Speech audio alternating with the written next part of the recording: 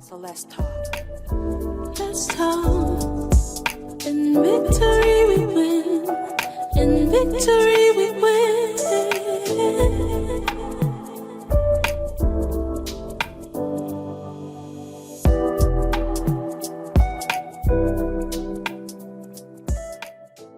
Hey guys, it's your girl Latoya Renee, and you're tuning into Sister Can We Talk. This is an empowerment show that allows us to share each other's testimony, to uplift each other, to inspire us and motivate us to believe in the impossible. Today I have a wonderful guest. Her name is JaVonne Jones. I love her testimony because it's a testimony about purpose. Hey, Miss JaVonne. Hello. Welcome. Thank you for having me. I am so glad you came because you are coming from Augusta, Georgia. And so just to have you on the set telling your testimony of purpose, I'm so grateful because I'm a woman of purpose. And so let's go ahead and start off your testimony and let us know your story. Okay. Well, I'll start around 2017. That was when a big turning point was in my life. When I lost my dad. And it was a crazy year because I had just released my first album. It's called My Testimony. And my testimony was just a compilation of gospel music covers that kind of told my life story up until that point. And you know, you've gone through childhood and everything like that. And then you've gotten to adulthood and you've gone through some things, but like nothing major, you know. But I was like, I want to share my testimony through music, through other people's music. So that came out in March of 2017. So when you say music, what kind of music do you do? Okay, well, I'm a violinist. Yes, that's what I do. And I play all different genres of music, but I started playing mostly gospel, and I still play a lot of gospel now, but that's what led me to doing the My Testimony album. So ended up where later that year in May, my grandmother took ill. She had cancer and she was 90, yes, 91. Okay. And so, but she having cancer and being that old, she was like, I'm not gonna do chemo. So we started taking turns taking care of her. And building, you know, some bonds with her, memories and everything. And then shortly after that, she started transitioning, and she passed away on August 13th, 2017. The same year as your dad. And so my dad got sick then. The next day, like literally, he got admitted to the hospital the next day, and he had an ear infection, got ill, and stuff just started tampering with his other underlying issues, and he passed away that November. So that was like traumatic, you know, and to lose anybody is traumatic, but to have close deaths and two close deaths, it was a lot. And there's something about losing your dad. Yeah, losing your dad, especially when you're a daddy's girl, it's a lot. So I was teaching at the time. I had been a music teacher for, I think, at that time, like 10 years maybe. A little bit longer than that probably, but I was teaching music and I was not fulfilled doing it. Like I had been doing it so long, I loved it at a point. I was going to say, so did you love being a teacher? So how did you become a teacher? Oh goodness, honestly, this is the honest truth. I was a music major, and to get a music scholarship, you had to do some major in music. It was either music business, music education, or music performance. And I was like, I don't want to be a performer. I don't know anything about music, I don't want to be a performer. I don't know nothing about music business. So I guess I'm going to be a teacher because I said, I like kids, so why not? And that's really how you got into it. And then I enjoyed it because I'm like, we get to play little instruments and dance and sing all day. I mean, what's not fun with that? Right. But after a time, I think the monotony of it, and I felt boxed in, and I didn't feel like I was growing in it. It felt like there was more for me to be doing, and I felt like this wasn't all it. And it makes you feel uncomfortable just being in there. It wasn't anybody in particular. It wasn't the kids. It wasn't the teachers. It wasn't the parents. It was me. It was me. And so I knew it was time. And then and it was like a little bit before my dad passed, where I kind of knew that it just wasn't this wasn't really what I was supposed to do, really. Right. And then when he passed, my whole mindset changed. It changed the whole mindset, and I started thriving off of happiness more so, versus just doing what looks appealing to the outside. Right. So it was almost like you're living for other people. Like, this looks good on black and white. You know, I'm a teacher. Right. You know, this is a good profession and all those things. And I think I remember telling you that my dad passed away as well. And so when he passed away for me, something just clicked. Was like, okay, so we don't have that long on this earth. And I'd rather do what my God-given purpose is instead of just doing what people want me to do. You know what I'm saying? Was that how? Yeah, that's exactly how it went. Like, literally, it's weird how you just, something can happen and you have a shift in mindset like that, and then want to focus on you and your happiness and what you were destined to do. Right. And I started thinking, like, what is really the purpose of being on this earth, and never tap into your purpose. Yes. And so you sit around and then you're like just doing things because, I can't tap into my purpose because I have kids, or I can't do this because I have a family, and then it ends up where you're living in regret and resentment all your life because you never really tapped into what you're doing. It's like you're really not living, you're just here existing. And a lot of people do that, and I felt like I don't want to just be here to exist. Like, I really felt like I was put on this earth to do more than just be in a music class. You said, you had a quote, you said, there is more in me, there's more for me. And I can feel that, and that's why I got uncomfortable being in the element that I was in. And for years I was trying to get out that classroom, but I'm a big believer in like, you have to be still until it's time. The timing is everything. God's timing is everything. You gotta, like, really just plant yourself even when you're uncomfortable and just wait to hear His voice, because I feel as if I move prematurely, that I was I'm miss it all. You know, his steps are ordered.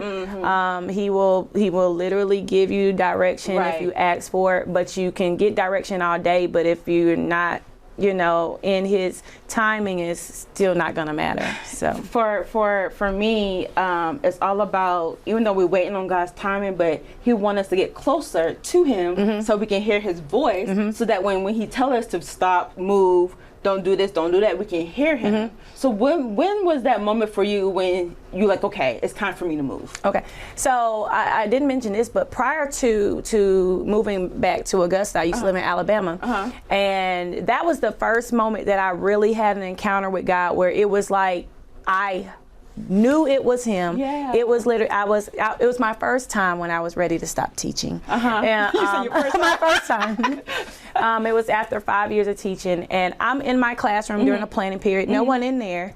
So it's so odd, and it was literally like God tapped me on the shoulder. It felt like a tap on the shoulder, and I heard, it's time to go.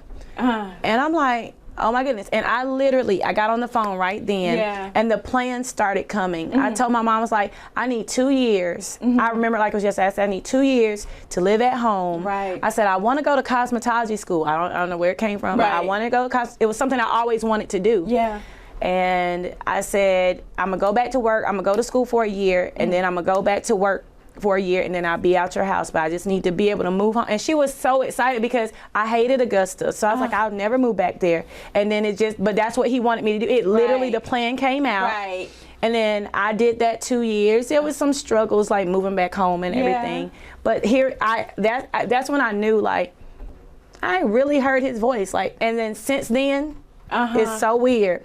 Since that first move, everything's not peachy, you Come know on, that. Jesus. But everything, I'm in alignment. I know I am, and as long as I do what He tells me to do, when I do you're it. intentional about it. Yep, I'm intentional about listening, and I'm intentional about sitting still. So December 2019, I heard His voice again, but it was different. It was like through a person. It was through a person, like, you're getting ready to do something, and whatever it is you're thinking about doing, just go ahead and do it. And at that time, that's what I was dwelling on. I was dwelling on the fact that I was ready to quit my job. And every year, like once I got to the point where I didn't want to be there anymore, I would be in tears and like literally sick, signing a contract to go back to work. And I'm like, you shouldn't feel this way. To yourself? Yeah, why you? But yeah, it just wasn't time. So when this time came, I got a courage over me that was really weird. And I'm like, oh, this year I'm not signing a contract. You know, then COVID happened. Jesus. I know, and I'm like, oh, Lord, God. What are you doing? Yeah. I finally said yes, Yeah, Lord. I finally said yes. Yeah. And then I'm like, it's a whole pandemic. And people get in your ear because when people don't know your purpose and people don't know your vision, they're going to look at it from the outside and they'll try to persuade you based on their beliefs and their thoughts. And that's what happened. Oh, you're going to quit your job during a pandemic. You're getting, you have security. You're going to get paid at work. Yeah. You know, even if you're not in school, you're going to get paid. So why you quit your job to be a musician during a pandemic? You're not going to get any work. And it was just all that in my ear. But I resigned. I resigned as of June 1st of 2020. And I haven't been back, and God has been flourishing. And my mom, she was like, what were you thinking? Because I didn't tell her until after I resigned. Right. And I was like, Mama, this no disrespect. Come on, but this Jesus. is not a JaVonne and Mama thing. This is a JaVonne and God thing. So this has nothing to do with you. Like, and I said in the most respectful way. And now she looks at it, she's like, that's why God takes care of you. That's why you have favor. That's why you know, he keeps providing, because you really trust him. You just trust him with it. And that's the thing. It's scary. Like, it's really scary. I don't know when the money's gonna come. You know, during the pandemic, like, it was perfect. It was so much assistance for people that were entrepreneurs, small businesses. So even though I wasn't doing music full time then, it still was resources for me to be able to thrive during the pandemic. And I'm like, if I did this not during the pandemic, it's no telling what would have happened, you know? Right. But it was a perfect time for me to do that. And I don't regret it one bit. Like, I really feel like I'm doing what I'm supposed to do, and he keeps opening doors. And all because you said yes. Yes. And I think you speak to a lot of women out there who are just, they know they have a call of God on their life. They know they are gifted. They know they are anointed. But then again, they're moms, or they have bills, or there's all these distractions, right? From the outside, even from friends that are telling you, girl, what you doing? You know? And you got all these distractions and people talking, and you stepped out on faith. You literally, like, you know what, Mom, I don't hear you. Friends, I don't hear you. Yeah, I got bills, and y'all talking loud, but I'm just going to step out. And I think too, you have to believe in yourself that much. I think us as women, especially, you know, we all have certain insecurities about ourselves. So when you have those insecurities, it kind of makes you talk yourself out of doing a lot of things. Even though it's like a side of you, like, I trust God, but this about myself. And it's like, you just gotta push past that. Yeah, you gotta push past that and just say, I know he's gonna take care of me. And I write little things on my mirror at home. I do the same thing. I do. I bought these nice pretty markers, you know, those window markers, and I write all chalk markers and write over every mirror in my house has something. Sticky notes. Yeah, I don't do sticky notes now. I don't be wanting to fall down and I want to put tape on them, but I think it's so nice to just look in a mirror and speak, you know, power into yourself, because when you don't have people that understand, like-minded people that understand, you know, what you're going through at the time, you literally do have to encourage yourself. So I have one that I had when I read the Lord's Prayer, and it says, give us this day our daily bread. Like, I literally put our daily bread, because I know I'm always thinking about, like, the future, like, God, next week I got to pay this bill, you know, but it says our daily bread. So I'm like, I look in that and I just say, give me my daily bread. So provide my needs today. Provide my needs today. Today, you know what I mean? And then that way you don't get overwhelmed about, my mortgage is due next week. You know? And then when he does it, it's just amazing. It's just amazing. And, like, thank you, God. And anytime I get that anxiety, I'm just like, our daily bread. Like, and I just kind of push through. I started, my church is doing a read through the word for a year. So I'm trying to be really intentional about, like, really delving in there, because in my adult life, I've never really sat down and said, hey, I'm going to read this word. You know, preachings and teachings, you go through certain scriptures, but, like, beginning to the end, like, I want to read this and get understanding. There's so much knowledge for us. I was talking to my pastor, and I said, it's just funny that, you know, the disciples back in the day, they didn't have a book. You know, they had by the the air, teaching out the And so for us, we are so fortunate, we are so blessed that we can go to a book, right? And say like you're having issues or whatever, you can go to the book and he tells you how to overcome this. And I think that's so profound for us that we should not take that lightly. We should be able to go to the book and then say, you know what, Lord, I need peace today. Yep, and that's what's been kind of getting me through. I'm like, I get in the Word, so I have scripture to kind of get me through when I have these difficult moments. Because entrepreneurship is not for the weak at heart. I tell people all the time, you're dealing with different people, different personalities, and then too, you're trying to handle business and you don't know it all. You can't listen to everyone because everybody doesn't have your good faith. Your faith or good intentions. And so, I always pray that God align me with the right people, because everybody say, I want to help do this, is this. Lord, put the people that I need to be connected to in my life so that I can get where I need to be. So that way I'm not wasting my time on people that are not supposed to be a part of my purpose. Right. So that's what I mean. Everything is kind of intentional for me. You said something. You said everything I do now is focused on my purpose. Talk about that. Well, I think I might have mentioned, like, to me is really no point in going through life doing what you're not purposed to do. Right.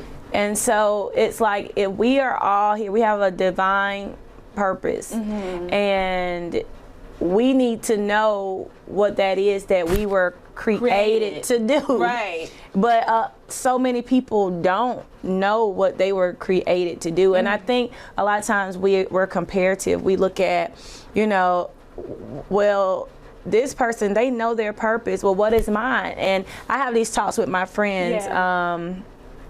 People reading The Purpose-Driven Life and having to pass along books, because they're like, how do you hear from God and all this stuff like you really have to pray and you have to be still and listen, and God will reveal to you what your purpose is. And I said, you might be walking in your purpose now and just don't recognize it and you don't know it, but you need to allow him to talk to you and reveal that to you, and know that it's his voice that you're hearing, and be able to recognize it's his voice and move based on that. Because I tell my friends, I'm like, hey, you have a purpose. And I said, you're good at something that a lot of other people might not be good at, and you have no idea that that's probably attached to what you were created to do. But you just don't know. I always tell people that your purpose, God spoke it to you. And in fact, he spoke it to you when you was a child, But when we grow up, we see all these distractions again, and we're like, you know what? That's not really, that's nothing. And then you go after for something that he has nothing, you know what I'm saying? And I always tell people, what was that dream? You know what I'm saying? That you was a kid. Yeah. Like for you learned the violin at what age? Let me tell you, I was at church as a kid. My parents used to send me and my sister to church with my aunt. And I had to have been like 6, 7 years old. And there was a African-American young lady on the pulpit playing the violin. At the time, I didn't even know what a violin was. Right. But it mesmerized me. I'm sitting here looking at this lady, listening to her, and I was in awe. And I was like, I'm going to play that. I told my sister, I'm like, I'm going to play that. I remember it distinctly. Yeah. And so now I get to be that for other people. Like I was like, I'm that person now. And I was talking to someone one day, and I said, and this is God honest truth, but this is how important purpose is. I said, that lady was in church on that day, on that Sunday when I was there, and she impacted me in such a way where I'm like, I need to do that. So I think to myself, what would have happened if she wasn't walking in her purpose on that day? Then I wouldn't have been able to discover mine. I'm getting teary because I'm like, ooh, that's powerful though. So now, so you can do the same thing. What happens if you didn't rock in your purpose? Exactly. And this little girl's looking at you and like, you know what? Black people don't do violin. But that's what a lot of people think. Like, and I see you, and I was like, you know what, Mom, I want to do that. Yeah. And so it kind of like it keeps going. Like everybody like you really need to know what you're supposed to be doing and really be obedient. Even if I wasn't there that day, like you just don't know like how that affects that impact affects me and what I'm doing today. You know, so I don't take it lightly. Yeah. And I really wish I knew who that person was. Like now I'm like, oh, but I guess that's why these are not props. These are supposed to be used. But honestly though, it's really crazy. Like you just, it's very important to kind of really be in tune with who you are and who God wants you. Who God wants you to be and what you were created to do. Like that's the whole purpose of us even be here to bring other people to God. Let people see God in us. Not only are you a violinist, you also an author. Yes. And so we have this book that I'm not even going to tell you the title of it, but the title itself is so profound in your purpose. Mm-hmm. The title is "You Are Enough." Mm-hmm. How amazing is that? What made you wanted to write this book? Well, having doubt in myself over the years, you feel like you really have what it takes, but there's always somebody on the other side telling you that you're not good enough. Or like I said, I've been in education for a while, and I wanted to grow in my job. Yeah. And I went back to school. I got a master's in music ed, and then I got a education specialist in educational leadership because I wanted to go into school leadership because I wanted to reach more children. I felt like I can reach children in a different capacity. And I started interviewing for jobs as a assistant principal, and I was never getting anything. Let me say this: I was Richmond County Teacher of the Year. Like I was the Teacher of the Year for my whole school system. Come on, Jesus! But yet I couldn't get a job in administration, and people's like, you were Teacher of the Year. Everybody knows you. You play violin. Like, why are you not getting a job? Because people always like, it's who you know. I'm like, people know me. That's not it. Yeah. I said it must not be what God wants me to be. Right. I was going to say that. Yeah. And now you walking in your purpose, and doors are opening because you're walking in your purpose. Mm-hmm. And so the book stemmed from a lot from that, because I got in a depressive state.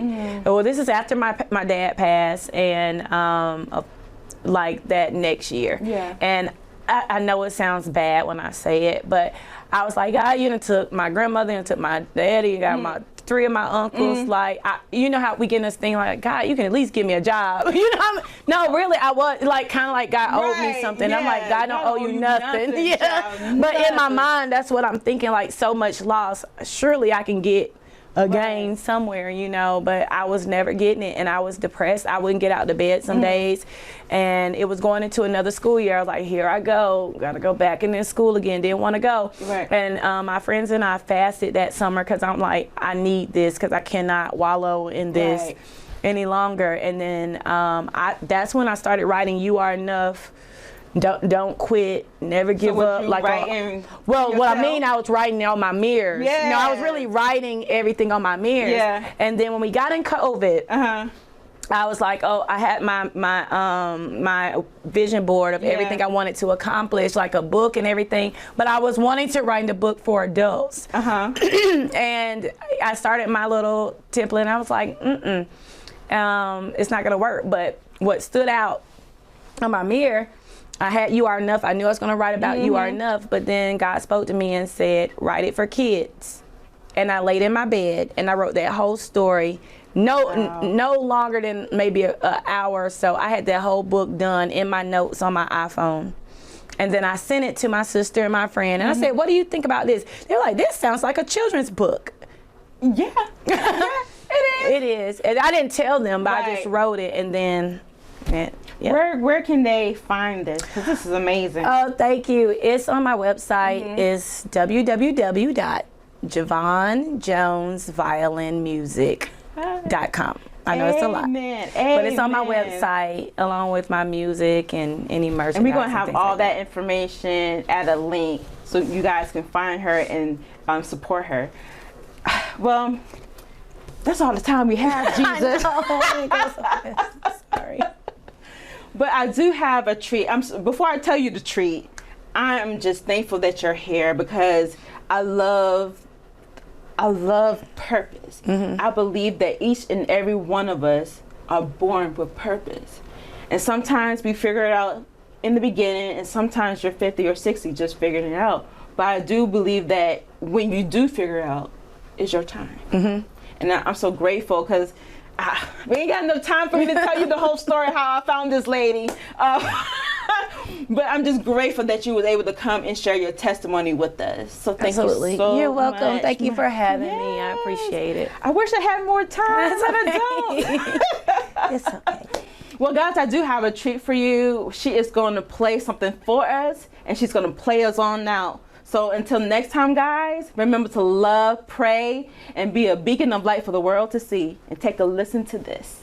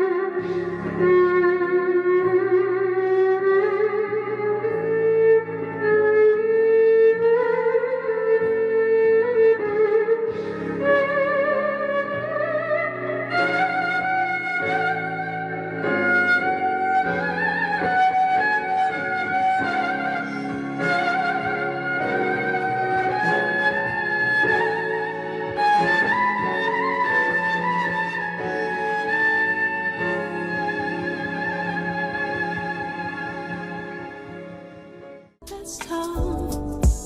In victory we win. In victory